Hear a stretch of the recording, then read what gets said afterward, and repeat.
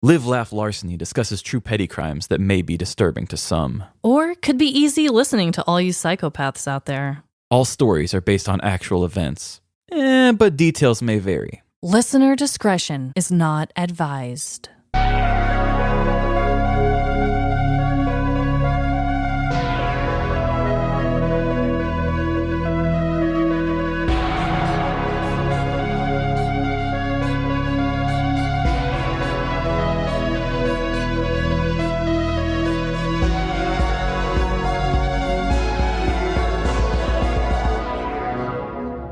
Live, Laugh, Larceny.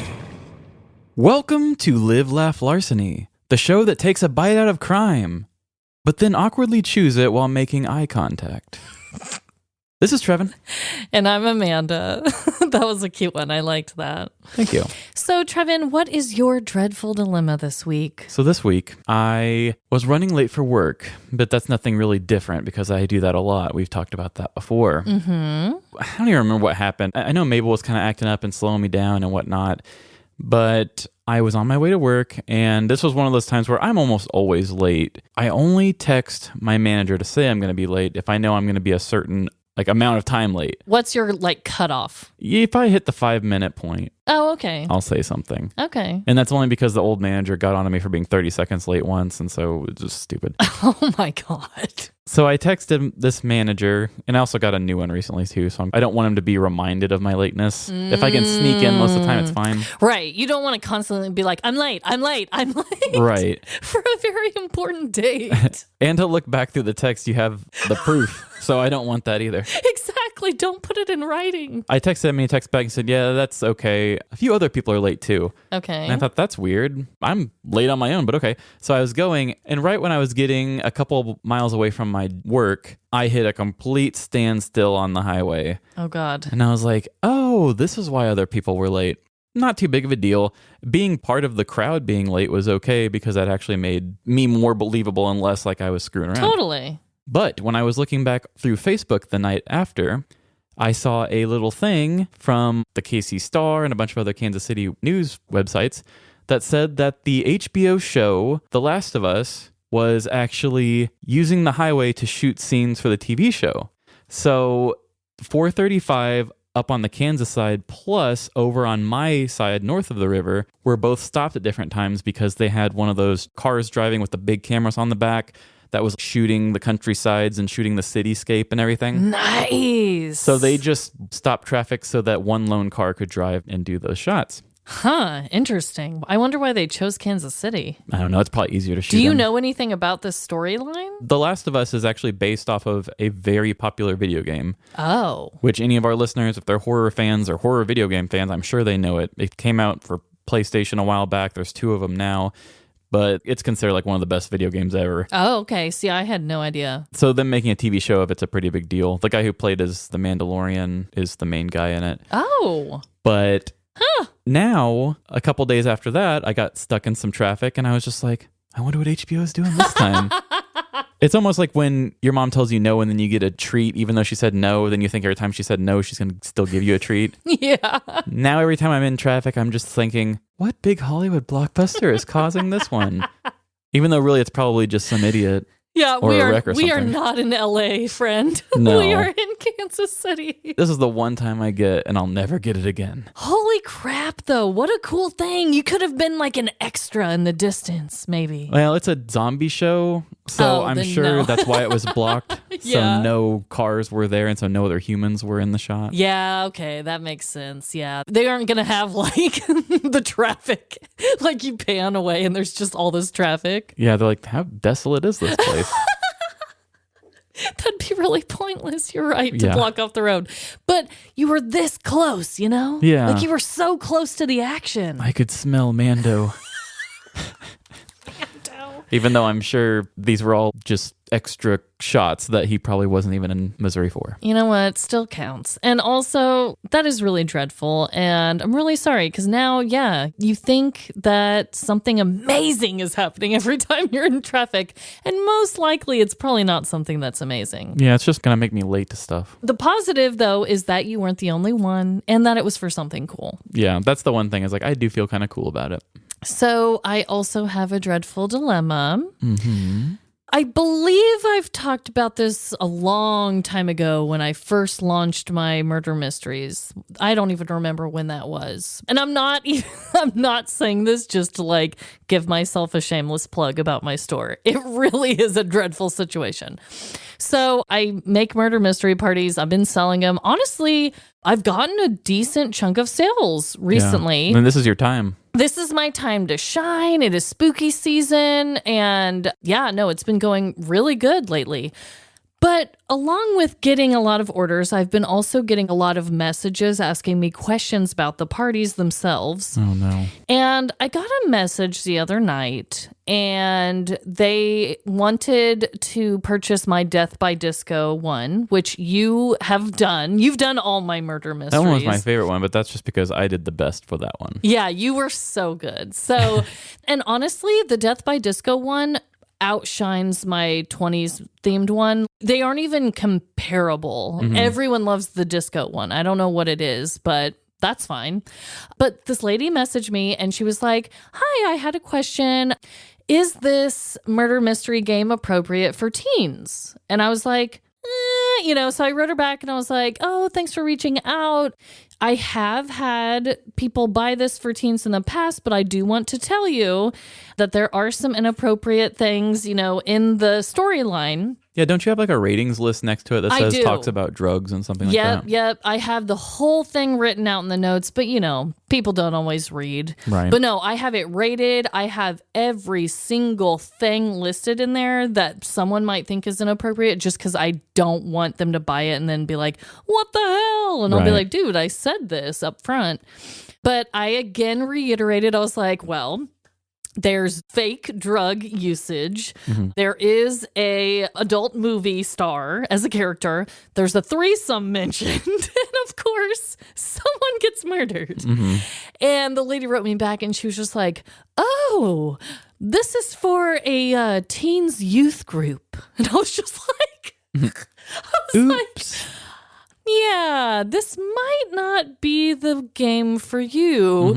I mean, I told her about my other one, and it's way more tame than my disco one, but I still wouldn't recommend it for a youth group. Yeah. So my dreadful dilemma is apparently I need to make something that's a little cleaner somehow. I need to make like a teen-friendly one because I've now had 3 people ask me about teen-friendly, younger kid-friendly. I never saw that coming. That could be what brought them to you in the first place. Like they maybe went to some bigger ones and they didn't have that option and then they came to you.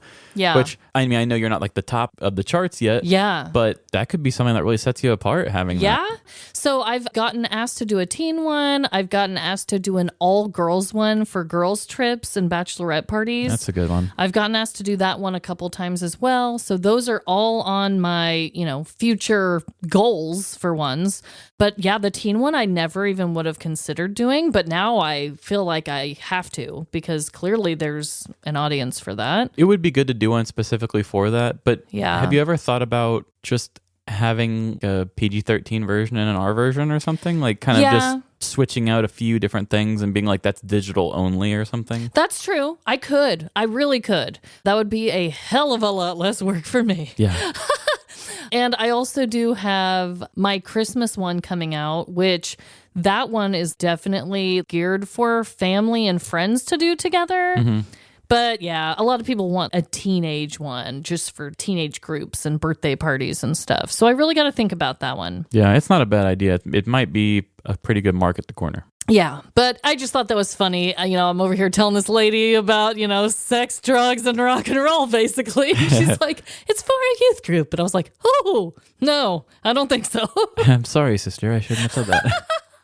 Because I am talking about it, it's Mandy's Mysteries, if you guys want to look it up on Etsy. So yeah, this will be coming out before Halloween in case you want to do it. And I say the disco one is great. The disco one good. is a favorite. It really is. And I only have the 2 still.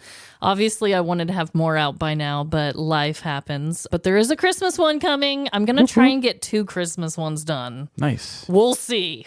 We will see. But anyway, so we are going to play a game of Would You Rather.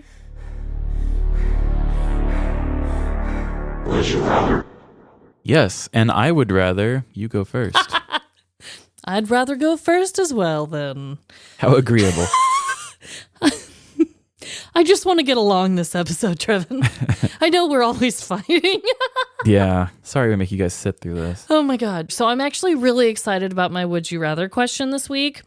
And knowing you, I feel like you're going to choose the opposite of me because you always seem to do that. But who knows? We'll see. So, Trevin, would you rather get kidnapped by a psychopath or get abducted by aliens?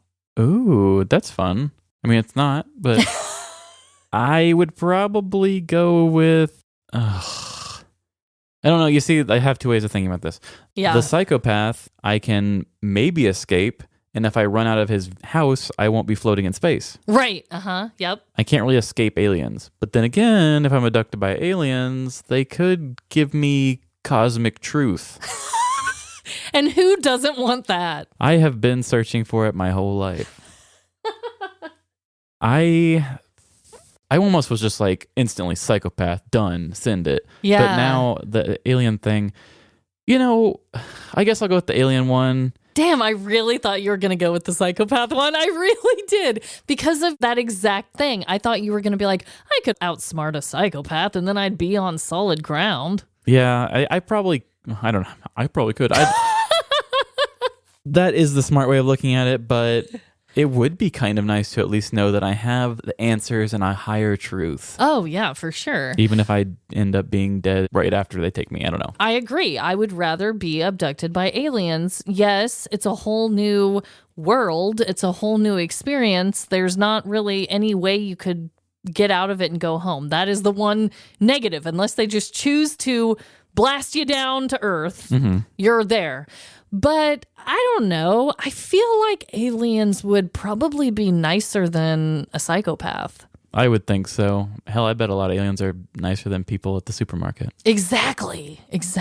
I'm with you. I'm aliens all the way. I'm very curious. Listeners, let us know. I'm going to put this on our Instagram stories, and I'm going to have a vote button because I'm genuinely curious. What would people do? I mean, each one has There's their pros and cons. Yeah. Okay. Do you got a would you rather for me? I do, and this isn't the most original one. I'm sure we probably heard this one before, but I'm kind of curious of your own answer, and just thinking about it for myself is kind of difficult. Okay. But would you rather know how you will die or when you will die? Oh my God. Did you ask me this one before? God, I hope not. I'm sure it was probably something very similar. Okay. Maybe you didn't because I don't even know what I would choose. Exactly. I feel like I had a quandary when I found it, so I was... Yeah. If you asked me this, I would probably... So how I would die or when I would die? Yeah, would you rather know how or when? Yep. Ugh, see, that one's a really tough one too, because if it's like this horrible ending of my life, then I would be constantly fearful of going around. Like, let's say it's like, oh, you're going to end by accidentally walking under a roller coaster and being decapitated or whatever. Okay. Then I would be petrified of ever going to an amusement park ever again in my life. Exactly. Yep. But also, if I know when I'll die and it's something I'm not thrilled about, it's like on your birthday or really soon or like, that would really suck too. Just because me as a person, I would overanalyze it like crazy if I didn't know when it was, but I knew what it was. I think I would go with when I would die. I would also go with when. Really? We're on the same page today. Yeah, I mean, I just feel like I would... Honestly, if I knew the day it's all going to be done, I might actually do more with the time I have. Yeah, that's true. You could really plan around it. And as a person who likes to make to-do lists a lot, I could be like... All right, family meeting. Yeah. I'd be like, okay. Mom ain't got a lot of time, so we got this to do and this to do. We have this. I could be like, okay, Jordan, take a life insurance policy out on me, and I'd be like, get all my ducks in a row. It'd probably be a lot more organized that way. Yeah, there's a lot of logical sides to it, and I totally agree. Yeah. If you know how, there's a good chance that you will be super scared of whatever it is. Yeah. So, I'm with you. I'm all about the when. Just tell me when. and I will make a to-do list. That's so weird, but that's what I would do. And even if I did do this before, it's good to check back in. Because you asking me it, I'm like, I don't think I've answered this for you. I don't know. It just feels so weirdly familiar. Man, it's a deja vu episode. It's a deja vu moment. Let's just tell a story we've already done before and see if people realize it's a repeat. Let's do it. Oh my goodness. So we have made our way to the storytelling time. Yes, we have. And I didn't say that in a question format. So I'm really honestly and truly very excited about my story this week. This story is from the news and takes place in the lovely country of Canada.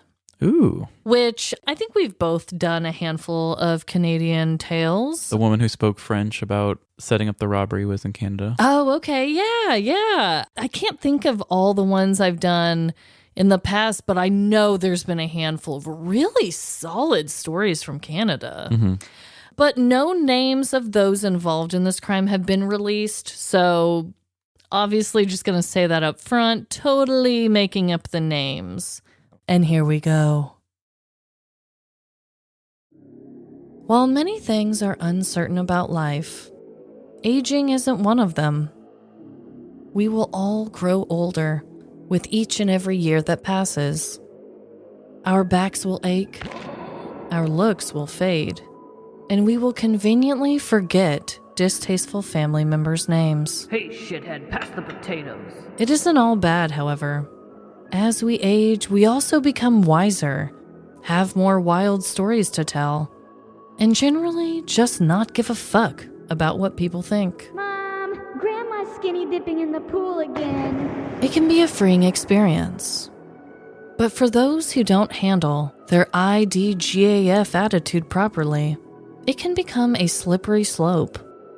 One that could lead to a broken hip or becoming an elderly petty criminal.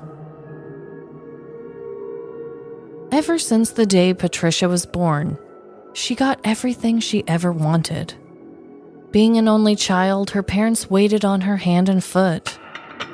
As she grew up, they bought her anything she desired and complimented her constantly. Patricia, you sure are a fancy girl. Even others around her enabled her narcissistic tendencies. Her high school best friend stood by and let Patricia take her boyfriend from her. Bye. And then took him back once Patricia grew bored of him. Welcome back, honey. The high school faculty also fell under Patricia's spell, with teachers handing out A's for subpar homework, and the lunch ladies saving the best desserts for her. I saved you the wettest meatloaf. This pattern followed Patricia throughout her adult life, with everyone in her world bending over backwards for her benefit.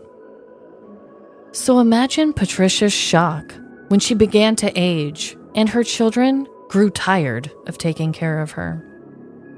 This is how Patricia ended up at a nursing home in Rideau Lakes, Ontario.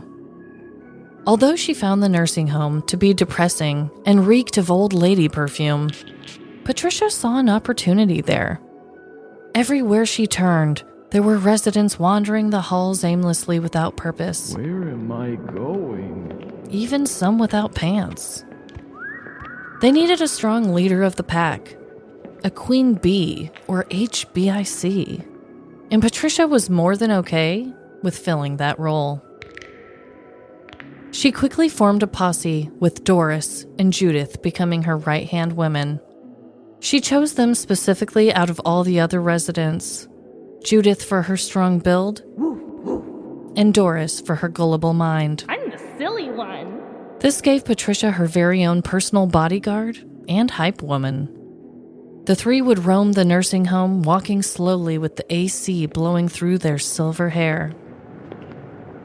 Squeaks from their white sneakers and Doris's walker caused old men to turn their heads so excitedly they needed a visit from the chiropractor shortly after. Winston, have you been checking out the Foxy ladies again? All the other women in the facility would offer up their crochet projects and their secret family recipes to Patricia in the hopes of staying on her good side.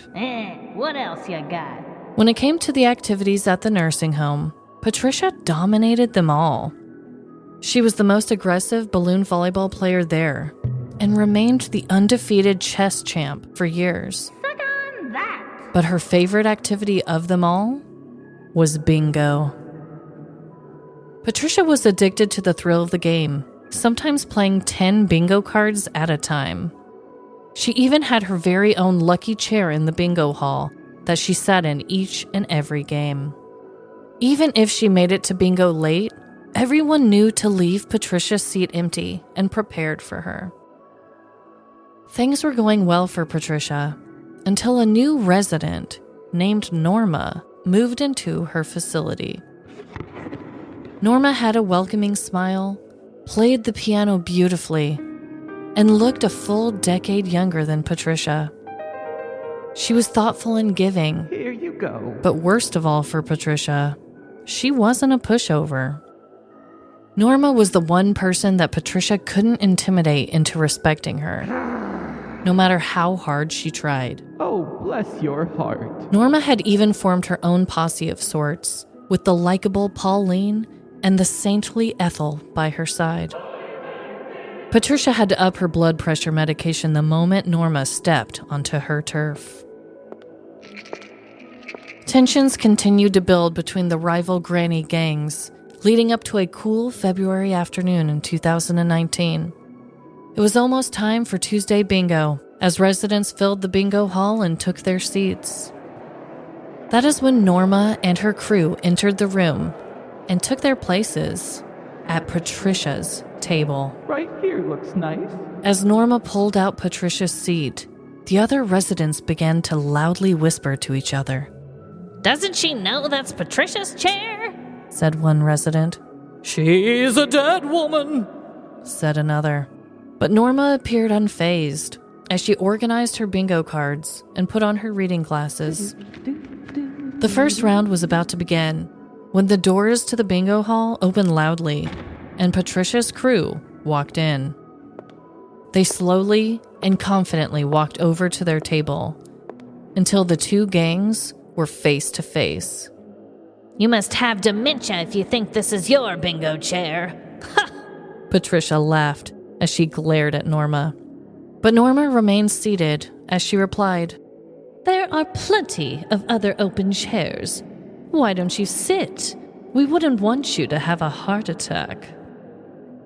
Patricia clenched her wrinkled fists as the nursing home employee running the bingo game spoke into the mic. All right, ladies and gentlemen, let's take our seats and begin our first round of bingo. The first ball is B4. Patricia's eyes never left Norma's as she said, You better move your old sorry ass out of my chair before I send you back to physical therapy. But Norma continued playing, ignoring Patricia's demands. That is when all hell broke loose. Patricia reached across her table, grabbing Norma's shirt collar and raising her out of her seat. Norma grabbed her cane and began gently whacking Patricia in defense. That is when Judith slowly knocked over the folding table and Doris removed her teeth in preparation to fight. Pauline and Ethel joined in by turning their bingo cards into paper airplanes, shooting them towards Patricia's head. Pantyhose was ripped, reading glasses were crushed, and one resident fell without being able to get back up. I've fallen and I can't get up. In early February of 2019, police were called to the scene of an unnamed nursing home located in Rideau Lakes, Ontario. An argument had erupted between two residents while playing bingo. A 79-year-old woman had taken the seat of an 86-year-old woman, and neither would back down. The verbal argument then turned physical between the two, causing other residents to join in on the brawl. A local officer was quoted saying, It was certainly an unusual call for us. Ultimately, no serious injuries or arrests were made, But it is unclear if the residents were able to continue on with their bingo game that day.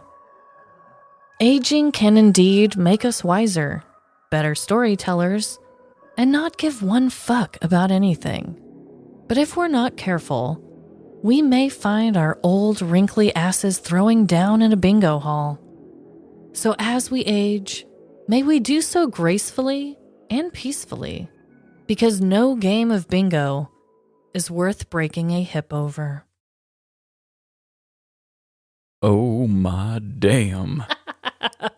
You are not going to believe this episode. What? Do you have something really similar to mine? We are going to have some connections. Oh my God. But before we get to that, old people take their bingo seriously. I mean, as I stated, the facility itself is unnamed. All the people involved in the brawl are unnamed. It just said that they were women. It just said their names. I created the whole entire backstory, gang rivalry, everything, okay? But I will say that I feel like I'm probably accurate. Mm-hmm. Oh, I bet there's social cliques within. Oh, yeah. There is. And a lot of the things that I talked about, I actually gained inspiration from my grandma's assisted living place that she lives in. Mm-hmm. Because my grandma, she dominates at balloon volleyball, which is where they sit in a chair. There's like chairs in a line, and then there's a short little net, and then there's other chairs facing the net, and they're both, facing it on either side, and they have a balloon, and they're like hitting it back and forth over the net. And I watched her play once. My dad took a video when he was there. He was like, a proud son moment. And I mean, she was very aggressive. She really was. Anytime the ball would come close, even if it was like kind of going towards the man sitting next to her, she was like, no. Oh, man. So a lot of the things I gained inspiration from real life from.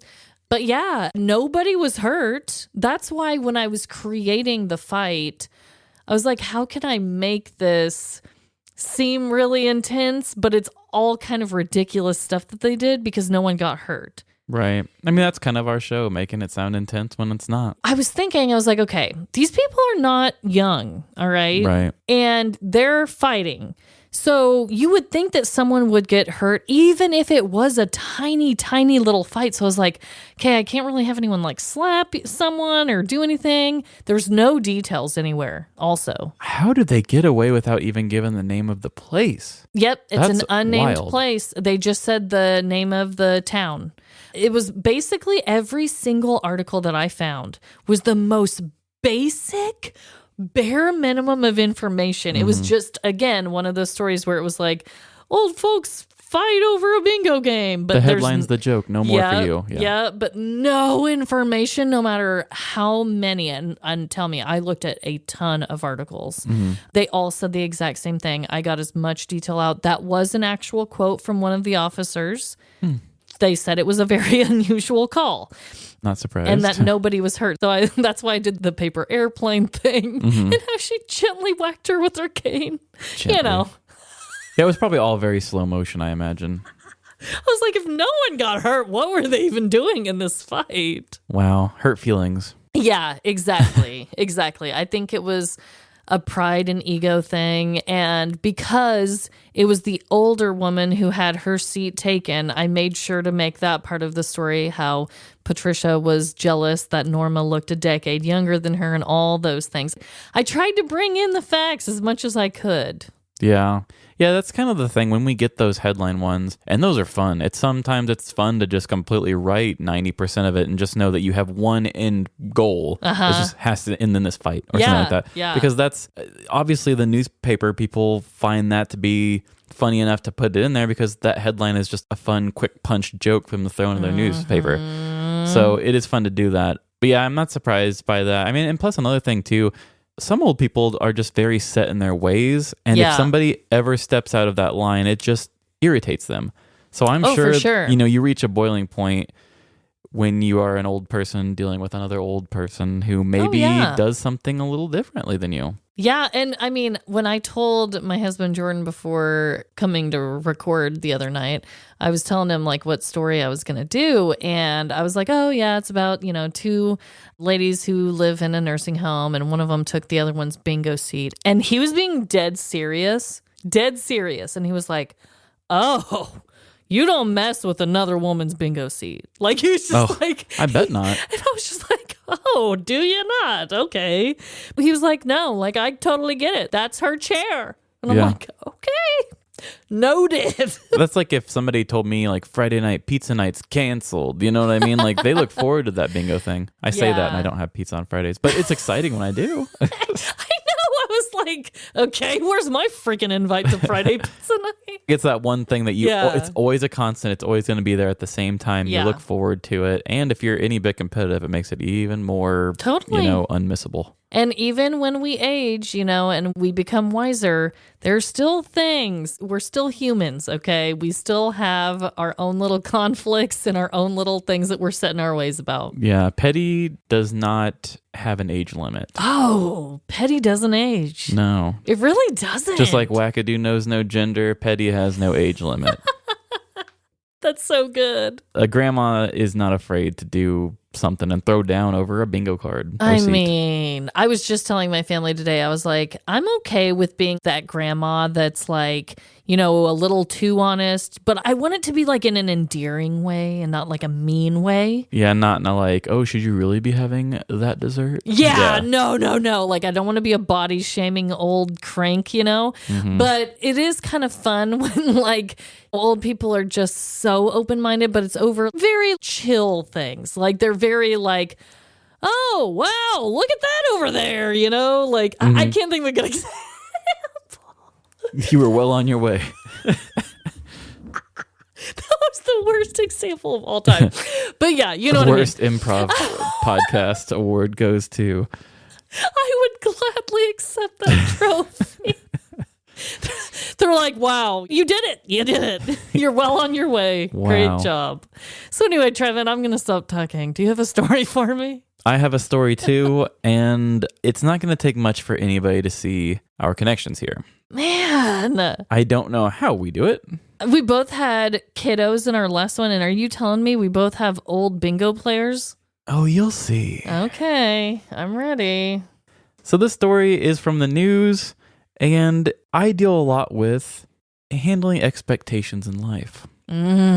So I expect that you will have some connections. So again, the improv. We're on Jesus, point. okay. We are on point. Let me just tell you this story because I know it's better than whatever I'm about to say. Okay, great. And here we go. One of the most important skills we learn when growing up is managing expectations. The more experience we gain throughout our years, the more we see just how much we may be hurting ourselves. Expectations are the strong belief that something will happen or be the case in the future. Much like assumptions, there are a lot of pitfalls that can follow if you take them too far. When your expectations are too high for something, it is almost like you are already painting a picture in your mind for the future that you find to be inevitable. The perfect end is in sight, and all you have to do is stay the course before reaching your dream outcome. It can lead to feelings of impatience for your current place in the process, because you are too fixated on the reward. Now, what happens when that desired outcome doesn't come to be? The earth that your feet has always counted on to ground you crumbles beneath as you find yourself in a state of devastation. I had to learn to temper my expectations at a very young age. Growing up in the country, we would normally go to town about once a week.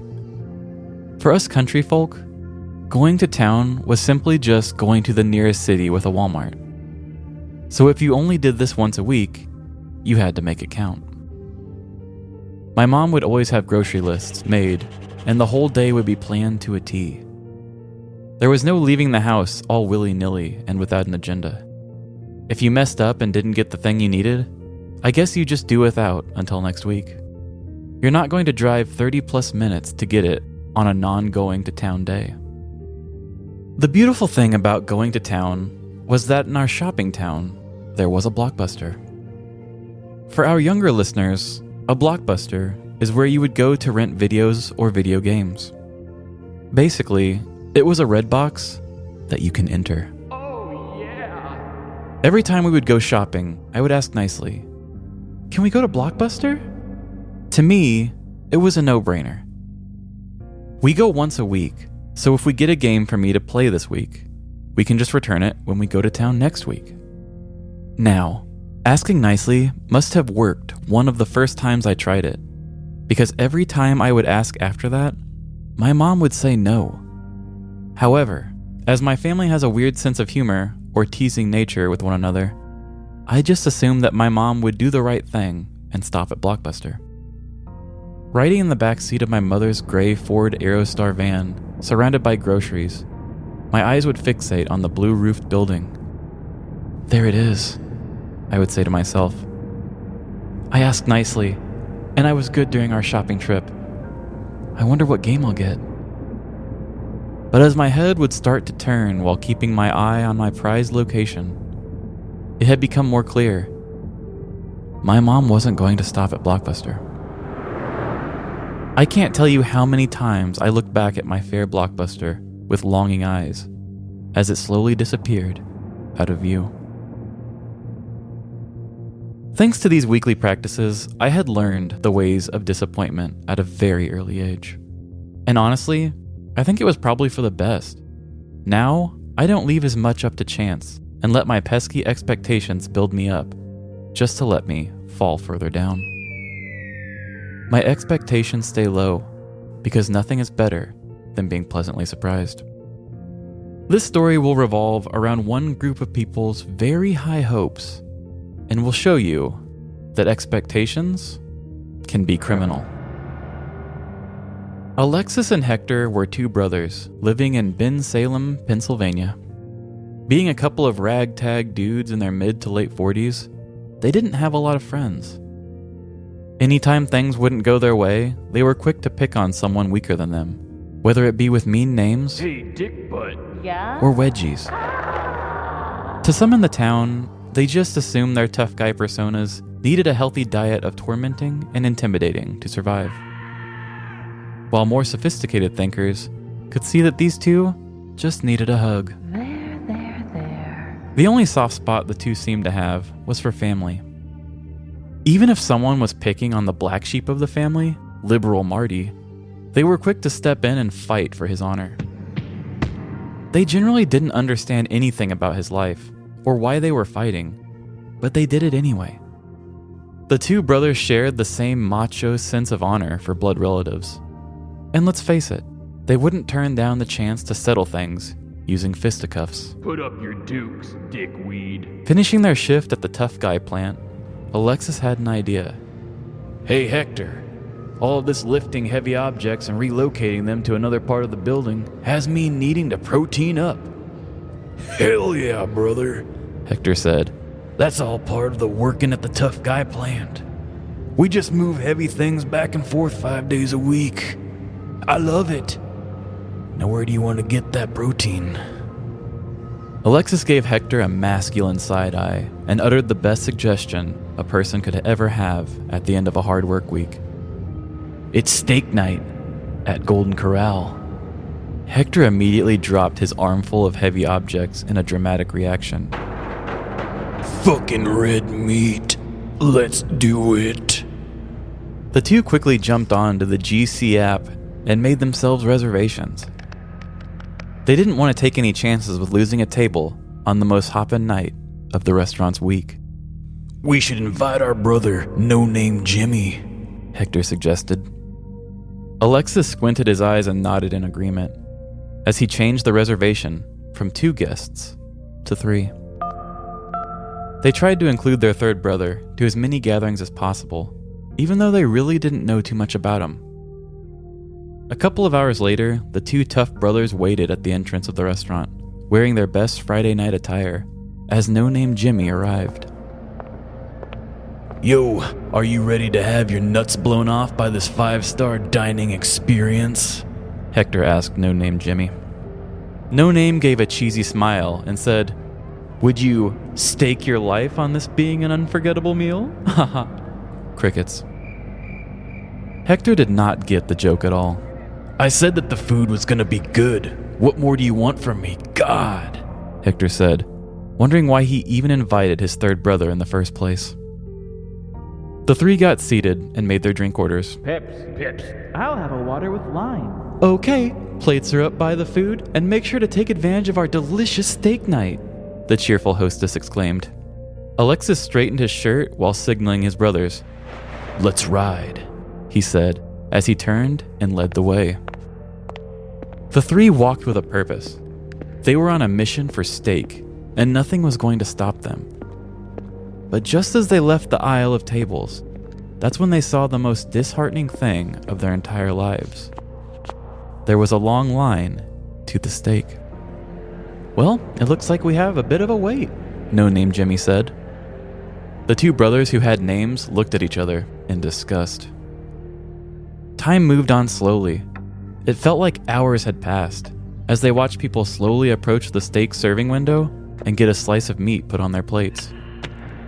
No Name Jimmy was going on about something, but Alexis and Hector weren't listening. All they could think about was putting that moist meat in their mouths. More time had passed until Alexis heard a woman crying at the front of the line. Sorry everyone, due to a team of competitive eaters coming in for lunch earlier, we are actually out of steak. Feel free to help yourselves to all of our other delicious foods that are available, the cheery hostess said to the crowd. Audible groans of disappointment filled the restaurant, as the patrons had to find sustenance other than steak. This is horseshit! Although the collective attitude was that of great sorrow, Alexis and Hector were taking it much worse. They froze, as if they could not believe the news they had just received. Something within them had snapped. It was one of those situations where you receive news so destructive that you can't even react. Aw, poop. I sure was wanting to have some steak tonight. Oh, well. One little girl ahead of the men said to her little brother. Hector could not believe what he just heard. These two children were just denied steak, and all they had to say was, "Oh well? How can you handle news like this in such a nonchalant way?" how dare you? Hector yelled at the child. You know, if it wasn't for people like you coming into my restaurant and eating all my steak, I would be having steak tonight. You and your whole family are a bunch of... The children gasped and dropped their plates. That's racist, sir. I'm going to go tell my mommy, the older sister said, as the children scampered off. Alexis shrugged off the racist remark that Hector made and turned his sights to the other food. He felt no shame towards his brother. Any hateful words spewed in the wake of steak shortage are completely warranted. He was more worried about whether he was going to have the mushy meatloaf or the stale pizza for dinner. As Alexis began to walk towards the Pizza Hut plates, that's when he heard a yell from the distance. He said what? A voice carried over to him. Looking over, he saw a man walking directly towards Hector, visibly angry. Excuse me, sir. That kind of language will not be tolerated. She's only 6. Without even responding to the man, Hector reared back his fist and punched the man directly in the face. Emotions were running too high, and Hector needed to let out his stakeless rage. Right as the man pulled himself off of the ground, more of his family came running to his aid. Alexis had to think fast. He quickly sprung out of his pizza line and busted a plate over the head of the man's family member. The high-energy situation was contagious, as all of the other steak-eating hopefuls realized that they too needed to let out their meatless frustrations. Best friends would confess their darkest secrets to each other. I think your baby's ugly. Rocky relationships would turn to divorce. Keep the kids. I'm going to Cabo. And business meals would turn into firing dinners. Your career is like this bread. Toast. As all of the patrons were saying and doing anything they could to each other just to join the fight. The entire restaurant erupted into chaos in what seemed like a Lord of the Rings worthy battle scene. but with hungry, sweaty Americans instead of long-haired men with medieval weapons. Dishes were thrown, tables were flipped, and certain people were even launching high chairs into crowds. There was no loyalty, only mayhem. Alexis and Hector were right at home. This was an all-you-can-punch buffet of faces, just waiting for the brothers to leave their mark on them. Alexis, behind you! Hector yelled, alerting his brother to quickly throw his elbow back into the nose of a grandpa. Woohoo! That was a close one. Thank you, brother. Alexis yelled. Hector approached no-name Jimmy and encouraged him to join the fun. Come on, this will be a good bonding experience for us. When do we ever have fun together? Hector asked. Okay, I'll punch an innocent bystander if it'll make you happy. But if the cops show up, you don't give anyone my name. No-name Jimmy yelled. This was the easiest promise that Hector had ever made, as he already didn't know his brother's name. The battle raged on until flashes of blue and red shined through the restaurant's windows. It's the cops! Scatter! One voice in the crowd wailed. The fighters slowly began to exit the building as they left in their cars.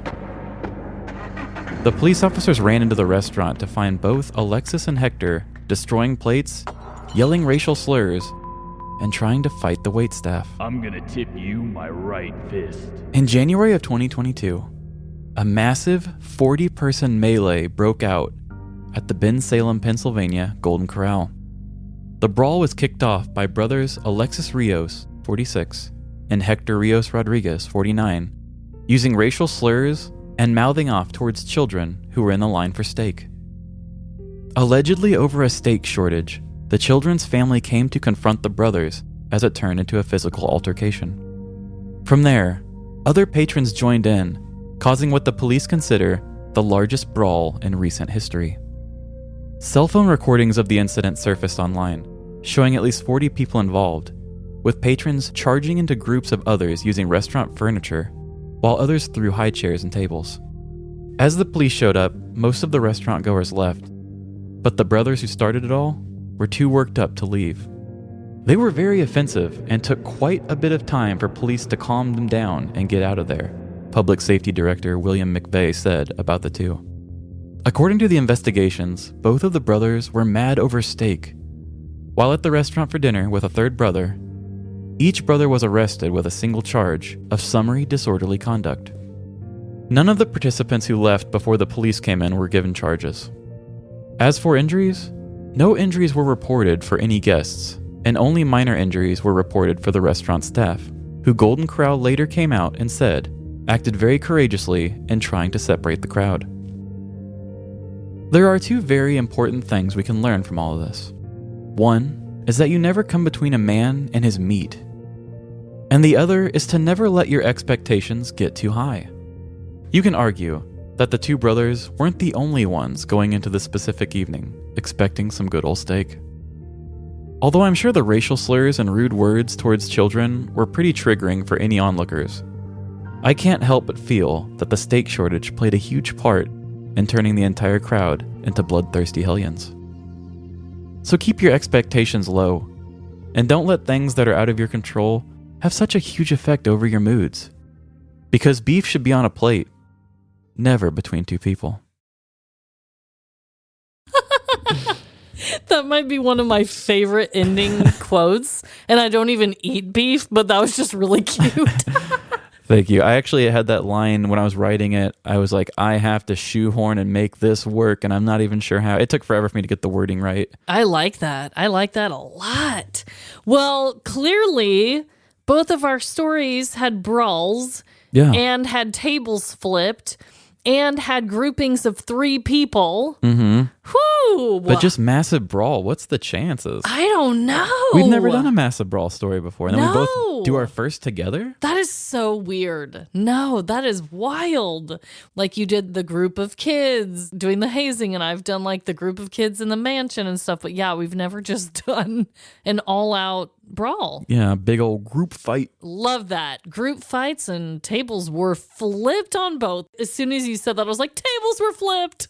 Yeah. And like none of really what I said was exaggerated. It was a weird just group of people throwing high chairs and yelling. And that is extreme. And the fact that both stories didn't have any injuries that they said were reported. I mean, yours were like minor or whatever. I can't imagine that nobody caught like a table leg to the mouth or something. I think a lot of these were probably people that were like, I'm just going to take care of myself. Okay. And not go to the hospital because they might be looking for people involved in this. Yeah, because you said like plates were broken, which was that a real thing? Like, did someone get hit in the head with a plate? I mean, feel I like know that they got, would have caused some damage. I know they got broken, but I don't know if anybody had one broken on them. Okay. So when I said the brother attacked the first person to kick it all off, that was made up. Okay. But yeah, the high chairs being thrown, like that is no joke. Those things are heavy. Yeah, and it's like, from what I can remember in the videos, it's like those wooden nice ones. Yeah. If it's the wooden ones, then yeah, those are like substantial. Yeah, even if like it's one of those things where somebody throws it into a crowd and then the crowd kind of catches it. Yeah. Whoever took the brunt of that hit, it probably at least has some good old bruises. Oh, for sure. Oh my God. And they really did make racial slurs too. Ugh, yes, they made racial assholes. slurs. From everything I've understood, the only people that were actually identified were the two brothers. We know because of the wait staff saying that they said racial slurs to kids. I don't know what the racial slur was or what ethnicity the family was. Okay. So that's the kind of joke is, normally I will try to tiptoe around using too bad of offensive language. But that's why I put the beeps in the story. Yeah. Because I don't know what they said, but I assume it was bad, so we'll just beep. Yeah. And we can all fill in the blanks on our own. No matter what racial slur it was, it shouldn't have been said, so it's getting a beep. Yeah. And Trevin just paused in reality. Yeah, I just paused and looked at it and said, there's a beep. He didn't say anything bad. Though. He wasn't like, you pink-haired fool. Yeah. But that's very unfortunate that was part of it. And also, again, with like people taking videos, like someone whipped their phone out and was like, woohoo, I'm going to take a video of Someone this always. Golden Corral brawl. In this day and age, even when you told me that the lemonade stand story that he had the video, that's just crazy coincidence. We've always got a camera running somewhere. Yeah, that's very true. Everything is on film these days. Everyone wants to go TikTok viral or make a YouTube channel. So true. Oh my God. Well, as someone who hasn't had a steak in a very long time, I could say personally, I'm doing okay. It doesn't make me want to rage out on anyone. But I will also say that if I specifically went to a buffet for like a specific thing that was the hot item and it wasn't there, I could see how people would get a little antsy about that. Yeah, especially at Golden Corral. And it's been many a year. It's been over a decade since I've been to one. But I do remember that when they had the steak, it was behind the little window and the little person was in there and they're like, how do you like it? And they cut it for you. I mean, that is so much more special feeling than just going to a hot plate and dishing up. So it's not only that, but you almost feel like you're first class at Golden Corral. You're like, oh, sir, cut it for me. I'll have a little more. Yeah. That makes sense. Okay, I didn't know that. I haven't been to a Golden Corral in years either. Yeah. I don't even know. Are they even still open? They're still around. Are they? There's the one over by where I used to live. But oh, wow. yeah, I think the last time I ate at Golden Corral was before I saw the Tim Burton version of Planet of the Apes, which I don't even know how old that movie is, but I was probably like 13 or 14. Oh my God. Yeah, it's been a minute for me too. But I mean, I do like a good buffet. And if my favorite item wasn't there, I would be pretty mad. Now, would I go starting, a riot in the streets? No, but but some people will. Yes. And that's just insane. I think it's crazy, that whole mob mentality, exactly like in my story. It specifically said the two women, it started as a verbal thing, it got physical, and then other residents joined in. It's like there's just something about these group fights. It's like a contagiousness. I don't know. And your people all had the we want steak in common and couldn't, express themselves in a healthier manner, I guess. Yeah, it could have been all just because somebody got so mad about the racial thing and then people just started fighting, but I'd like to think that the steaks had something to do with it too.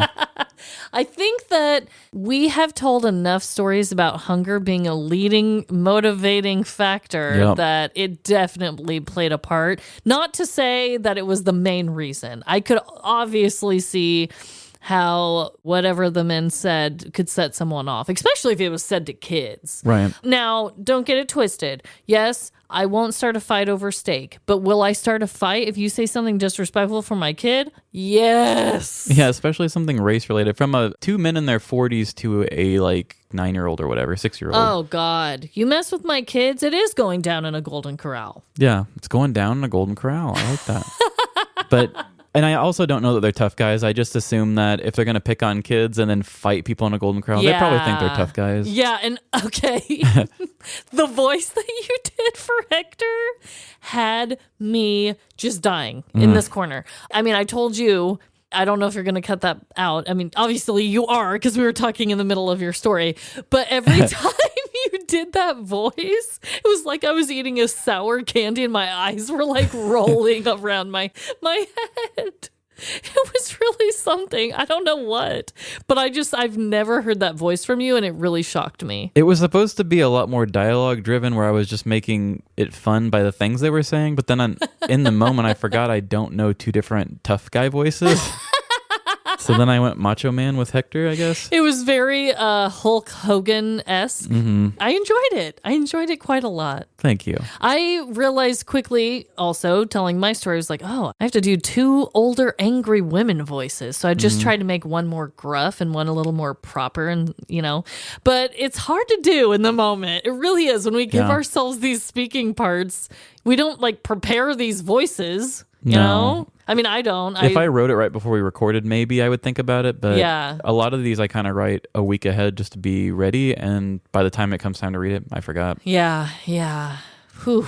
Wow. Well, connections all over the place. I love that. I love that so much. Yeah, no need to really even say it, but we already did. We already said it. Yeah. Oh, my God. Well, what an episode. I did want to end this episode just with some positive words. The bigger that we get with our show, yes, we have been very lucky that the majority of the comments we've received have been really great. Honestly, we've been very spoiled in that way. But the bigger our show grows, obviously there's going to be haters now and then. Yes. Which we don't have to get into all of that negativity. But with that being said, I just wanted to say this, and I know I've said it in the past, and it doesn't even necessarily pertain to just our show. But if you have a podcast that you just love, and I'm assuming you've made it this far in this episode, you love us too, right? Or you are really good at hate listening. Or you're really good at hating, yes. Because if I didn't like this show that much, I wouldn't keep listening. But anyway, if you really, really love and support and enjoy a show that you're listening to, there are so many people in the world that leave really, really cruel messages and just sprinkle in some love. I know the other night I was looking back through just a ton of shows I really love, and I saw some very, very cruel, hateful messages to people that I know that are wildly successful and good people. And we've received a couple, but nothing like this. This was like another level. Very personal. Yeah.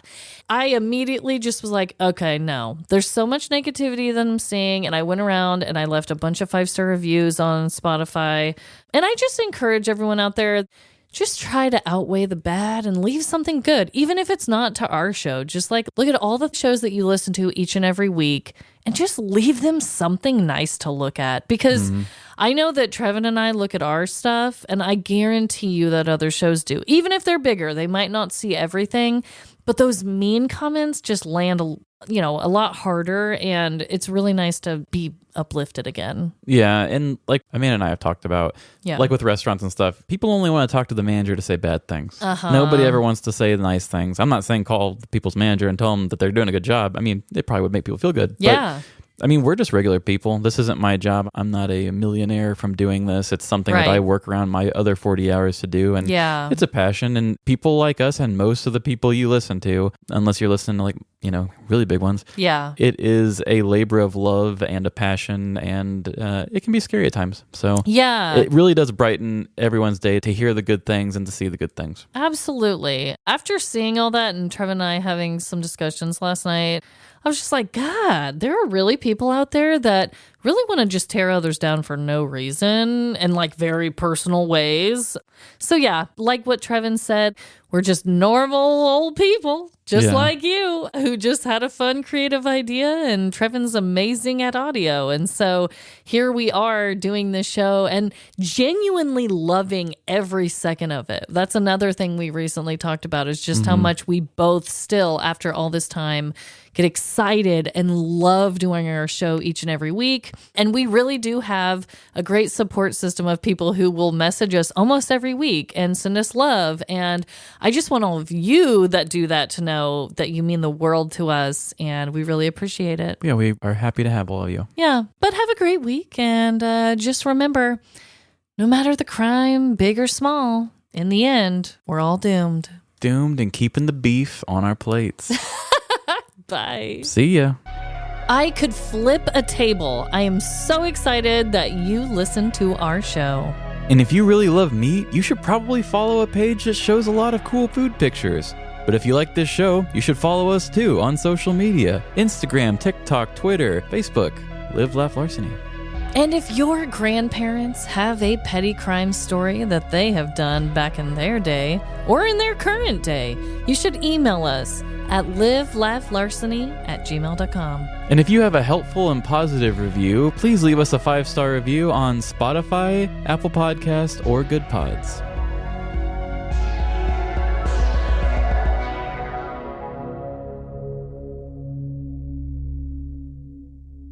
You're just going to say that up front, totally making up the names.